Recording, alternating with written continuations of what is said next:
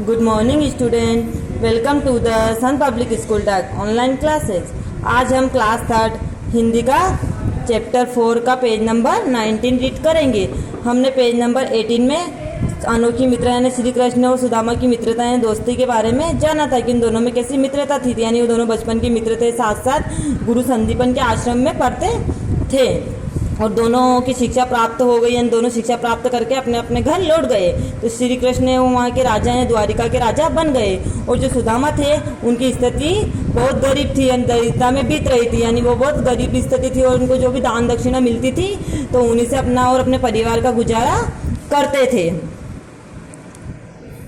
फिर एक दिन सुदामा ने अपनी पत्नी सुशीला से कहा कि जो श्री कृष्ण है वो मेरे बचपन के बाल सखा यानी बचपन के मित्र है। तब उनकी पत्नी ने उन्हें द्वारिकाधीश जाने के लिए कहा।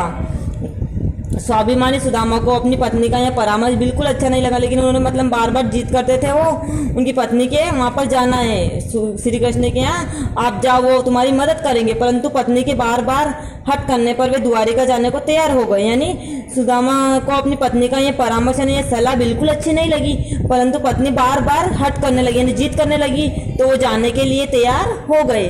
श्री कृष्ण को भेंट देने के लिए यानी उपहार देने के लिए सुशीला पड़ोस से कुछ भुने हुए चावल मांग लाई, यानी पड़ोस से कुछ चावल मांग कर लाई और पोटली में बांधकर सुदामा को दे दिए। पोटली में चावल बांधकर सुदामा को दे दिए। पोटली लेकर सुदामा चल पड़े। भूख प्यास और मार्ग के कष्टों को सहन करते हुए, यानी पोटली वो पड़ोसी से कुछ चावल मांग के लाई कि श्री कृष्ण को उपहार में देना। तो सुदामा पोटली को लेकर सुदामा चल पड़े। भूख प्यास यानी बिना कुछ खाए पिए वो चल पड़े और मार्ग ने रास्तों में कष्टों को सहन करते हुए वे द्वारिका पहुंच गए।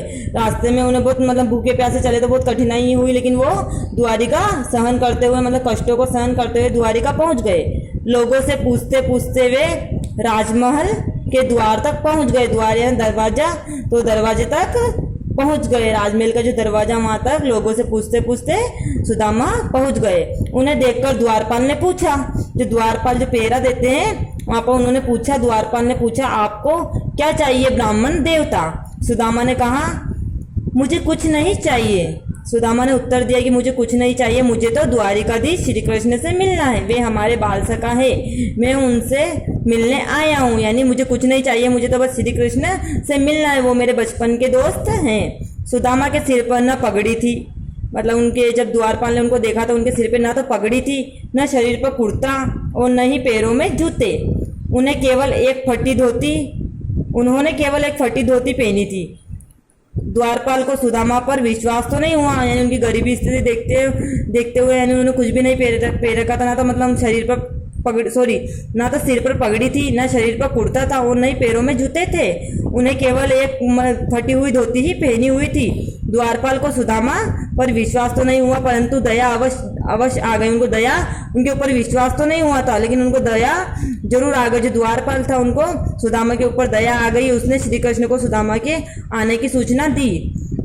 यानी वो श्री कृष्ण को, जो द्वारपाल है उन्होंने श्री कृष्ण से कहा कि तुम्हें सुदामा मिलने आए हैं। द्वारपाल के मुख यानी मुंह से सुदामा का नाम सुनते ही श्री कृष्ण नंगे पांव दौड़ पड़े। यानी जब उन्होंने सुना कि श्री कृष्ण ने यह सुना कि सुदामा आए हैं तो वह नंगे पैर ही दौड़ पड़े।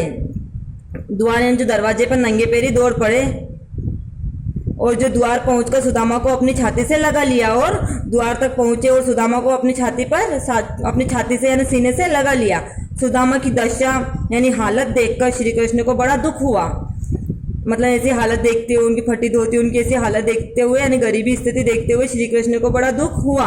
मित्र की दीनता से दुखी होने के कारण श्री कृष्ण की आंखों से आंसू बहने लगे। यानी मित्र की ऐसी दीनदया यानी ऐसी हालत देखते हुए उनके जो श्री कृष्ण उनकी आंखों से आंसू बहने लगे। दास दासियां सुदामा के चरण धोने के लिए जो जल लाए थे, श्री कृष्ण ने उसे हाथ भी नहीं लगाया। यानी ये दास दासियां श्री कृष्ण के लिए जल सुदामा के पैर धोने के लिए जल लाए थे, लेकिन श्री कृष्ण ने उनको हाथ भी नहीं लगाया। उन्होंने अपने आंसुओं से ही उनके चरण यानी पैर धो दिए। सुदामा के चरण यानी अपने आंसुओं से वो श्री कृष्ण ने सुदामा के चरण धोए। तो हम पेज नंबर 20 हमारे नेक्स्ट वीडियो में रीड करेंगे। तो आई होप आपको पेज नंबर 19 अच्छे से समझ में आया होगा। और आप इसको इतना जितना मैंने अभी आपको रीड करवाया आप इसको एक बार और घर पर रीड कर ले, और हम नेक्स्ट वीडियो में सुदामा के और श्री कृष्ण के बारे में आगे रीड करेंगे। ओके।